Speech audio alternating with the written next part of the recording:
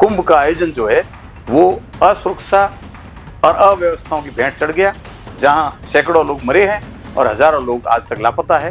निश्चित तौर पर कह सकते हैं बहुत दुर्भाग्यपूर्ण है ये सब। तो झूठ को कितनी बार बेचेंगे? 2014 से अब तक बेचते जा रहे हैं और अब लोगों को अच्छी तरह समझ में आ गया है और दिल्ली की जनता किसी भी हालत में इनके साथ नहीं जाएगी और दिल्ली की जनता भारतीय जनता पार्टी को नकारेगी। अगर आर्थिक उन्नति हो रही होती तो हमारी जीडीपी की ऐसी स्थिति क्यों है?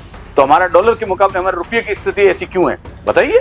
सच्चाई ये है कि एक झूठा आवरण बनाया जा रहा है। तो व्यायाम तो सभी करना चाहिए, लेकिन किसी की धार्मिक आस्थाओं से खेलना ये ठीक नहीं है। लोग जिनके परिजन मिल नहीं रहे हैं, लोग भटक रहे हैं, वो अंधेरे में हैं, वो ये भी नहीं जानते कि हमारे परिजन मर गए हैं या घायल हैं या कहीं खो गए। कभी भी नमक, मिर्च, मसाला, तेल, आटा, दाल, चावल जो आम जरूरत है, सबसे पहली प्राथमिक जरूरत है, उस पर कभी भी टैक्स नहीं लगता था। लेकिन इस सरकार ने आने के बाद, नरेंद्र मोदी जी की सरकार में आने के बाद प्रत्येक बजट में टैक्स लगाया गया है। बेरोजगारी बढ़ रही है, महंगाई बढ़ रही है, आम आदमी का जो जीवन स्तर है वो कमजोर होता जा रहा है। तो जब तक कमाई नहीं बढ़ेगी तो आप टैक्स में स्लैब में अगर छूट दे भी देंगे तो उसका फायदा क्या होगा? सर, आप जैसलमेर के कांग्रेस पार्टी की ओर से जिलाध्यक्ष में जो आज बजट पेश हो रहा है उस पे आपसे कुछ सवाल पूछना चाहूंगा। मेरा पहला सवाल आपसे है कि आज वित्त मंत्री निर्मला सीतारमण मोदी सरकार 3.0 का बजट पेश कर रही है। आप प्राथमिक स्तर पर या अपने या कांग्रेस पार्टी के स्तर पर क्या कुछ कहना चाहेंगे इस मौके पर? देखिए, ये बजट जो आज पेश किया गया है लोकसभा में, ये पूरी तरीके से दिशाहीन बजट है और इस बजट में आम जनता को कुछ भी नहीं मिला है। मोटे तौर पे देखा जाए तो प्रथम रिएक्शन जो है वो ये है कि इस बजट में आम जनता के हितों का ध्यान नहीं रखा गया है, सिर्फ और सिर्फ पूंजीपतियों का ख्याल रखा गया है।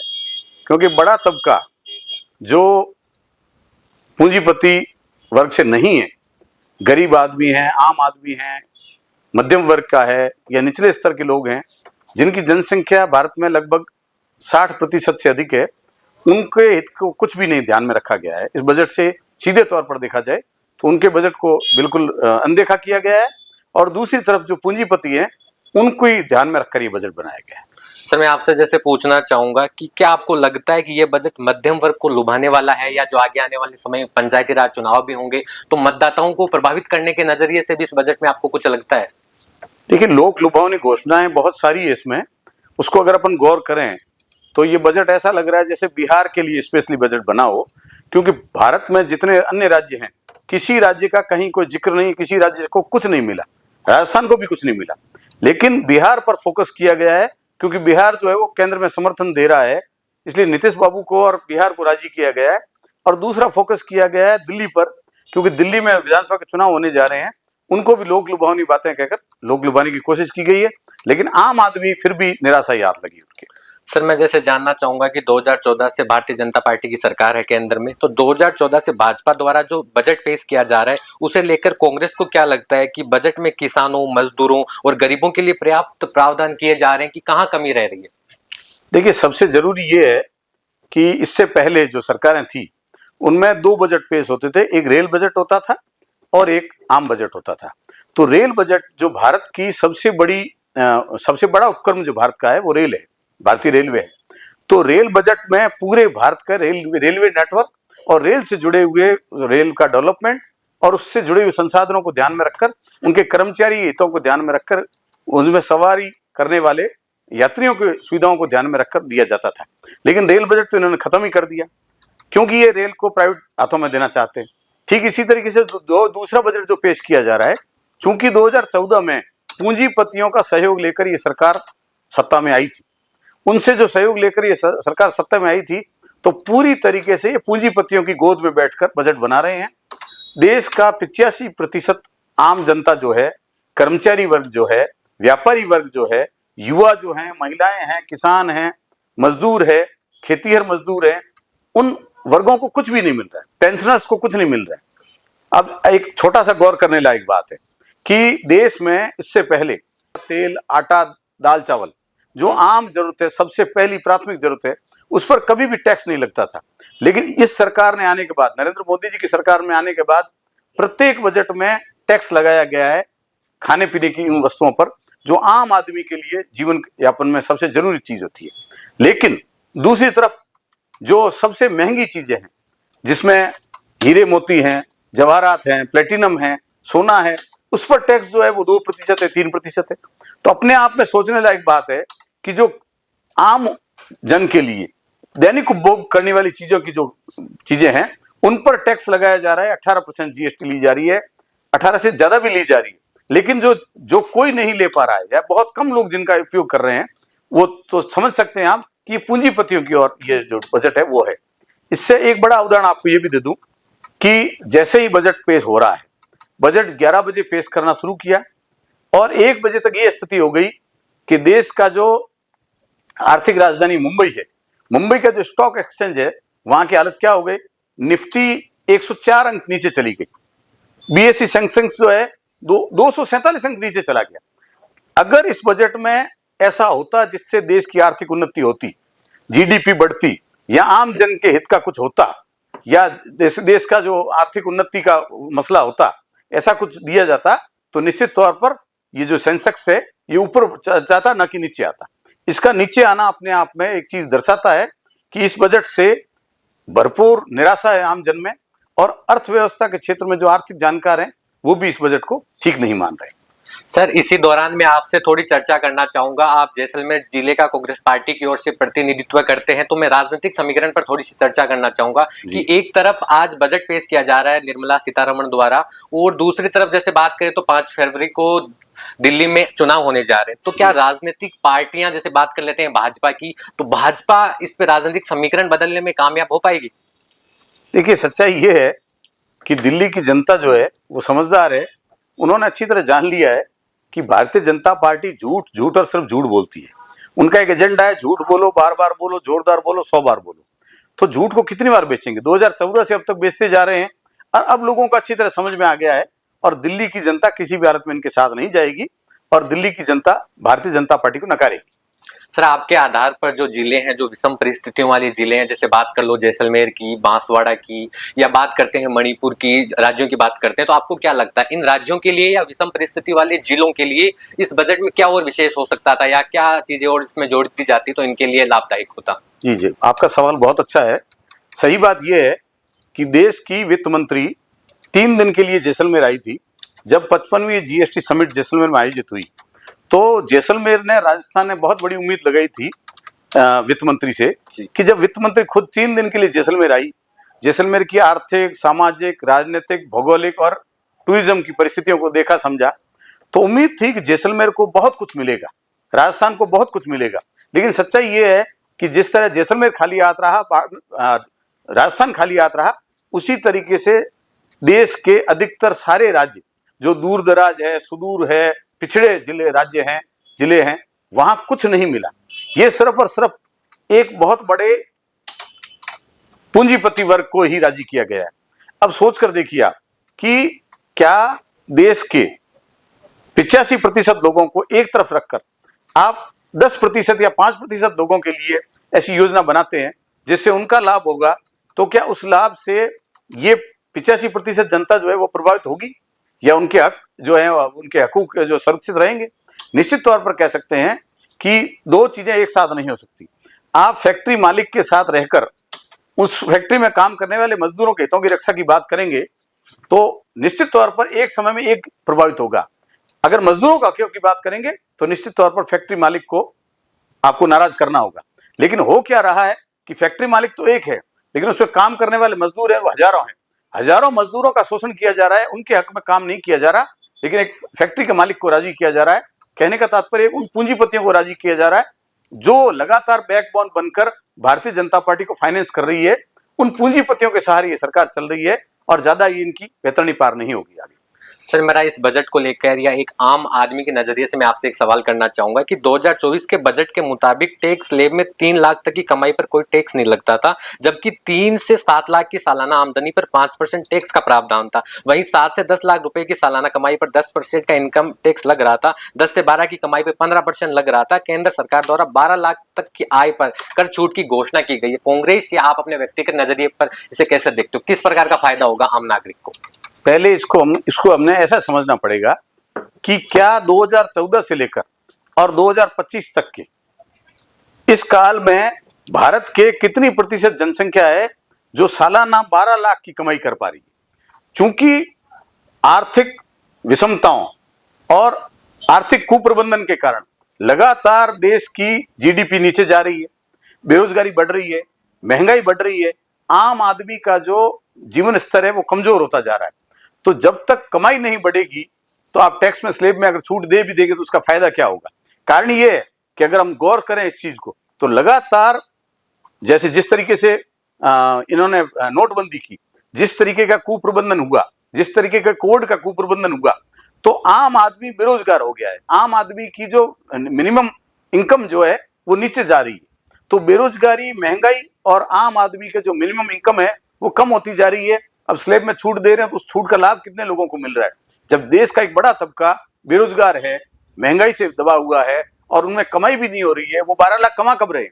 कितने लोग हैं देश में, कितने प्रतिशत लोग हैं देश में जो सालाना महीने का 1 लाख कमाते हैं और उन लोगों को साल के 12 लाख कमा रहे हैं। सही बात यह है कि देश में अल्प आय वर्ग के या गरीब वर्ग के लोग ज्यादा हैं। तो जितनी ज्यादा छूट निचले वर्ग को मिलेगी, जितने ज्यादा अनुदान, जितनी छूट जो मिलेगी उसका लाभ निश्चित तौर पे मिलेगा। लेकिन जब तक महंगाई में राहत नहीं देंगे, जब तक बेरोजगारी में राहत नहीं देंगे, तब तक ऐसे लोक लुभावने बजट से कुछ नहीं होना। सच्चाई ये है कि ये बजट सिर्फ और सिर्फ बिहार को ध्यान में रखकर और दिल्ली के चुनाव को ध्यान में रखकर दिया गया है। इस बजट में आम जनता के लिए कुछ भी नहीं है। ये बजट दिशाहीन है और निराशाजनक है।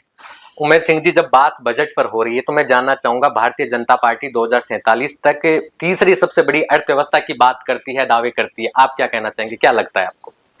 देखिए, खोखले वादे और झूठी बातें करना अलग होता है। मैं थोड़ा सा आपको पीछे ले जाना चाहूंगा।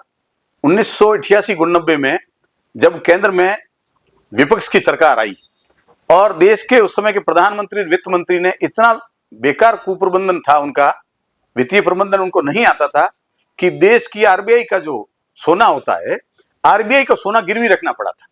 ये तो तत्कालीन देश के प्रधानमंत्री पीवी नरसिम्हा राव जी और तत्कालीन वित्त मंत्री डॉक्टर मनमोहन सिंह जी थे, जिन्होंने आर्थिक उदारीकरण लाए और जिन्होंने ऐसे अच्छे आर्थिक फैसले लिए जिससे देश एक बहुत बड़ी आर्थिक बुस्टअप हुआ। और देश जो 2004 से लेकर 2014 तक में मनमोहन सिंह जी के प्रधानमंत्री काल में देश ने जो आर्थिक उन्नति की, और जब पूरी दुनिया में, अमेरिका, यूरोप सहित पूरी दुनिया में बड़े बड़े देशों में बैंकें डूब रही थी, बड़े बड़े देशों में नौकरियों में छटनी हो रही थी, लोगों को नौकरियों से हटाया जा रहा था, एकमात्र भारत ऐसा देश था जो न तो उसमें आर्थिक हानि हुई उस समय, न कोई बैंक बंद हुए, न कर्मचारी की छटनी हुई, उल्टा उन लोगों को अधिक से अधिक लाभ मिला, चाहे कर्मचारी हो चाहे व्यापारी हो। उस समय की जो आम आदमी का इनकम है उसका स्लैब देख लीजिए कितना बड़ा था। उस समय जो कंज्यूमर पावर जो आम आदमी का था, देश के जनसंख्या के अकॉर्डिंग अनुपात में आम आदमी का जो कंज्यूमर पावर था वो कितना बढ़ गया था। देश की ऑटोमोबाइल कंपनियां में कितनी बड़ी बिक्री हुई थी, देश में एग्रीकल्चर की कितनी उन्नति हुई थी। दूसरी तरफ अगर ये देखें, अभी का काल देखें, तो सच्चाई ये है कि 3 बड़े झटके भारत को लग गए। पहला जो सबसे बड़ा झटका लगा वो लगा नोटबंदी का। नोटबंदी से भारत की अर्थव्यवस्था जो एकदम स्मूथली चल रही थी, अचानक उसके साइकिल के बीच में डंडा डाल दिया गया और उसके टायर को पंचर कर दिया गया, तो धड़ाम से नीचे गिर गई। उसके बाद में कोविड में भी यही हाल हुआ। फिर ऐसा कौन सा फैसला हुआ है जिससे हम आर्थिक उन्नति कर रहे हैं, मुझे बताइए। अगर आर्थिक उन्नति हो रही होती तो हमारी जीडीपी की ऐसी स्थिति क्यों है, तो हमारा डॉलर के मुकाबले हमारे रुपये की स्थिति ऐसी क्यों है, बताइए। सच्चाई यह है कि एक झूठा आवरण बनाया जा रहा है। जिस तरीके से वर्तमान में जो हालात हैं, आने वाला समय बताएगा कि देश की किस स्थिति में जा रहा है। आर्थिक स्थिति बहुत खराब है देश की। अगर आर्थिक स्थिति ठीक होती तो देश में उन्नति और तरीके की होती। सच्चाई यह है कि देश को प्राइवेट हाथों में बेचा जा रहा है, रेलवे को प्राइवेट हाथों में दिया जा रहा है, अडानी अंबानी की सरकार है, अडानी अंबानी को हर बार लाभान्वित किया जा रहा है। जो भी काम किया जा रहा है उनमें उनका शेयर सबसे बड़ा है, क्योंकि देश की 2014 से जो सरकार है उसमें सबसे बड़ा उनका योगदान है। उन्होंने इनको वित्तीय मदद की थी। अब उनको ये कर्ज, उनका जो कर्ज है वो लौटाने में लगे हुए हैं, जिससे आम आदमी की कमर टूट रही है, गरीब आदमी की कमर टूट रही है, कर्मचारी की कमर टूट रही है, पेंशनर की कमर टूट रही है। एक एक विषय पर जाइए आप, एक एक चीजों को अगर गौर करेंगे तो आपको पता चल जाएगा कि देश में हालात क्या है। सच्चाई ये है कि बिल्कुल बकवास बात है, ऐसी कोई स्थिति नहीं है। किसी भी स्थिति में भारत बहुत बड़ी आर्थिक शक्ति नहीं बन रही है, और वो बन सकती थी अगर मनमोहन सिंह जी के कार्यकाल में जो काम हुए थे उन्हें उसी गति से आगे बढ़ाया जाता। अगर नोटबंदी उस तरीके से नहीं की जाती, अगर कोविड में आर्थिक प्रबंधन ठीक रहता और वर्तमान में भी फैसले अगर ठीक से लिए जाएं तो ठीक हो सकती है। लेकिन ये टूवर्ड्स तो गवर्नमेंट जो है टूवर्ड्स फाइनेंस पूंजीपतियों की तरफ जा रही है सरकार, न कि आम आदमी की तरफ। अगर आम आदमी और किसान को ध्यान में रखकर, किसान को आम आदमी को ध्यान में केंद्र में रखकर अगर ये सरकार फैसले ले तो बहुत अच्छे फैसले हो सकते हैं और सरकार आगे बढ़ सकती है। लेकिन सच्चाई ये है कि ये जो फैसले अभी वर्तमान में जो हो रहे हैं वो पूरी तरीके से सिर्फ और सिर्फ पूंजीपतियों के लिए हो रहे हैं। सर, आप लंबे अरसे से राजनीति में सक्रिय हैं। मैं आपसे जानना चाहूंगा कि जैसे बात करते हैं उत्तर प्रदेश की, क्योंकि चर्चा का विषय है, तो मैंने सोचा मैं अभी इस पे आपसे बात कर लूं। जी। चर्चा का विषय यह है कि उत्तर प्रदेश में भारतीय जनता पार्टी की सरकार है। प्रयागराज में महाकुंभ चल रहा है, महाकुंभ का मेला लगा है। जो भगदड़ हुई थी वहां एक भगदड़ सुनने को मिली थी, लेकिन भगदड़ 2 हुई थी एक मीडिया रिपोर्ट के आधार पे। तो मैं आपसे जानना चाहूंगा कि ये जो आंकड़े, जो मृतकों के आंकड़े जो खुलकर बाहर नहीं आ पा रहे थे, क्या ये आंकड़े बाहर आ जाते तो दिल्ली में एक तरफ इलेक्शन चल रहा है, तो क्या भारतीय जनता पार्टी को वहां भी नुकसान होता अगर ये आंकड़े खुलकर बाहर आ जाते? देखिए, देश में कैसे भी आयोजन हो, चाहे धार्मिक आयोजन हो, चाहे सामाजिक हो, राजनीतिक हो, वहां की सरकार की जिम्मेदारी होती है कि वहां कानून व्यवस्था के साथ साथ वहां आने वाले लोगों को एकदम सुनिश्चित व्यवस्था सुनिश्चित करें उनके लिए, कि उनकी सुरक्षा हो, उनको मूलभूत सुविधाएं वहां मिले और उनको कोई अड़चन नहीं आए। लेकिन वीआईपी कल्चर के चलते जिस तरह की भगदड़ हुई है, उसके बाद जिम्मेदार लोग जो हैं वो आगे आकर कोई उसको स्वीकार भी नहीं करना चाहता। देखिए, जहां भीड़ होगी वहां भगदड़ भी हो सकती है, लेकिन बात यह है कि आप स्वीकार तो कीजिए। कल के अखबारों के अनुसार जहां 7 से 9 ट्रॉली ट्रैक्टर भर के सामान ले जाया गया है, तो सोचिए 9 ट्रैक्टर ट्रॉली में सामान किसका होगा, कितने लोग मरे होंगे। वो तो बड़ी मुश्किल से वहां के आईजी ने सामने आकर बताया कि 30 लोग मरे हैं और 90 लोग घायल हुए। लेकिन सच्चाई ये है कि वहां सैकड़ों लोगों की मौतें हुई है और हजारों लोग घायल हुए और हजारों लोग अब तक लापता हैं। वो लापता लोगों के बारे में भी कोई सूचना नहीं मिल रही। हकीकत बात यह है कि ये कुंभ का जो आयोजन है पूरी तरीके से फेल हो गया है। वीआईपी कल्चर इन्होंने डेवलप कर रखा है, सारे इनके वीआईपी लोगों की सुविधाएं दी जा रही है, आम जन के हित को ध्यान में रखकर कोई काम नहीं किया जा रहा है। निश्चित तौर पर कह सकते हैं कि उत्तर प्रदेश की योगी सरकार और केंद्र की मोदी सरकार और उनके गृह मंत्री अमित शाह, जिनकी जिम्मेदारी है कि इतने बड़े आयोजन जहां करोड़ों लोग धार्मिक आस्था को लेकर वहां पहुंचेंगे, उनको सुरक्षित तरीके से वहां जो भी 24 घंटे 48 घंटे 72 घंटे रहते हैं तब तक वो सुरक्षित अपने तरीके से उसकी आस्था की अपनी जो पूजा अर्चना करनी है, जो नहाना है वो नहाकर सुरक्षित स्थानों पर जा सके, उन्हें सुरक्षा देने की जिम्मेदारी उनकी थी। लेकिन कह सकते हैं कि वो पूरी तरीके से फेल हो गए हैं और सिर्फ फेल इसीलिए नहीं हुए कि भगदड़ हुई है, भगदड़ के बाद वो सही आंकड़े देश के सामने पेश नहीं कर रहे हैं। ये बहुत बड़ा अमानवीय कृत्य है, ये बहुत बड़ी लापरवाही है, ये बहुत बड़ा कुप्रबंधन है। क्योंकि लोग जिनके परिजन मिल नहीं रहे हैं, लोग भटक रहे हैं, वो अब वो अंधेरे में हैं, वो ये भी नहीं जानते कि हमारे परिजन मर गए हैं या घायल हैं या कहीं खो गए हैं, क्योंकि मिल नहीं रहे। प्रशासन की जिम्मेदारी होती है। असल में अगर इतना बड़ा आयोजन करना था और इनके पास व्यवस्था नहीं थी तो ये सारा आयोजन सेना को दे दिया जाना चाहिए था। सेना व्यवस्थित तरीके से इस आयोजन को करवा सकती थी और सेना के अकॉर्डिंग चलना था। लेकिन चूंकि सेना इनकी भी नहीं मानती, इसलिए इन्होंने उत्तर प्रदेश पुलिस पे ही भरोसा किया। और उत्तर प्रदेश पुलिस का क्या हाल है आप खुद देख रहे हैं, प्रिंट मीडिया इलेक्ट्रॉनिक मीडिया में क्या चल रहा है। लोग चिल्ला रहे हैं, एक कांस्टेबल लेडी कांस्टेबल कह रही है कि मैंने कितनी बार फोन करके वीडियो कॉल करके कहा कि अव्यवस्था हो रही है, भीड़ बढ़ रही है, लोग हादसा हो जाएगा, लेकिन क्यों सुना नहीं। तो हम कह सकते हैं कि ये पूरी तरीके से कुंभ का आयोजन जो है वो असुरक्षा और अव्यवस्थाओं की भेंट चढ़ गया, जहां सैकड़ों लोग मरे हैं और हजारों लोग आज तक लापता है। निश्चित तौर पर कह सकते हैं बहुत दुर्भाग्यपूर्ण है ये सब। सर, क्या आपको लगता है कुंभ का आयोजन हुआ या आंकड़ों को छुपाया जा रहा है तो राजनीतिक फायदा लेने के लिए दिल्ली में सरकार ऐसा कर रही है? वो देखिए, भारतीय जनता पार्टी सारे काम जो करती है वो सिर्फ और सिर्फ चुनावी फायदे के लिए ही करती है। ऐसा पहला प्रधानमंत्री है देश का नरेंद्र मोदी जी, जो हर सरकारी कार्यक्रम में भी चुनावी भाषण देते हैं। भारत में इससे पहले जो प्रधानमंत्री रहे, चाहे हम पंडित जवाहरलाल नेहरू जी से लेकर और सरदार मनमोहन सिंह जी तक की बात करें, उन सारे प्रधानमंत्रियों ने अपने अपने कार्यकाल में उद्घाटन भी किए हैं, सरकारी कार्यक्रमों में भी गए हैं, गैर सरकारी कार्यक्रमों में गए हैं, राजनीतिक कार्यक्रमों में गए, लेकिन ऐसा भाषण किसी ने नहीं दिया होगा सरकारी कार्यक्रमों में जैसा नरेंद्र मोदी जी देते हैं। उनको तो सिर्फ और सिर्फ हर चीज में चुनाव की लगी रहती है, जबकि ऐसा नहीं होना चाहिए। सरकारी कार्यक्रम की एक अलग गरिमा होती है, गैर सरकारी कार्यक्रम की अलग होती है और राजनीतिक कार्यक्रम की अलग होती है। सभी मंचों का दुरुपयोग सिर्फ और सिर्फ पॉलिटिकल एंगल से देखा जाए, किया जाए, ये सरासर गलत है। सर, इस इंटरव्यू के अंतिम पड़ाव में मैं आपसे जानना चाहूंगा कि राजस्थान में स्कूलों में सूर्य नमस्कार को लेकर मुस्लिम पक्ष में एक विवाद छिड़ा है, इसको आप किस नजरिए से देखते हैं? देखिए, राजस्थान सरकार ने जो फैसला लिया है, वो फैसला, सरकार कोई भी फैसला ले उसे बाय फोर्स इंप्लीमेंट नहीं करवाना चाहिए। मेरा ये मानना है, किसी भी ऐसे फैसले को बाय फोर्स इंप्लीमेंट नहीं करवाना चाहिए। और चूंकि व्यायाम करने से किसी को इनकार नहीं है, व्यायाम करने से तो कौन इनकार करेगा। व्यायाम तो वैसे भी होता है, 15 अगस्त 26 जनवरी को भी करते हैं बच्चे, हम लोग जब पढ़ते थे हमने भी किया। तो व्यायाम तो सभी करना चाहेंगे, लेकिन किसी की धार्मिक आस्थाओं से खेलना ये ठीक नहीं है। लेकिन ये भी ध्यान रखा जाए कि हम लोग इस देश के वासी हैं, इस देश में हम सांप्रदायिक सौहार्द रखें। बच्चों के जहन में जहर भरने के बजाय बच्चों के जहन में प्रेम, भाईचारा, सद्भावना भरे, ऐसा कोशिश की जानी चाहिए। सर, आपका बहुत बहुत स्वागत, आपने कीमती समय निकालकर हमसे खास बातचीत की। Thank you so much. धन्यवाद, आपने मुझे बुलाया और बोलने का मौका दिया, चर्चा की, इसके लिए धन्यवाद।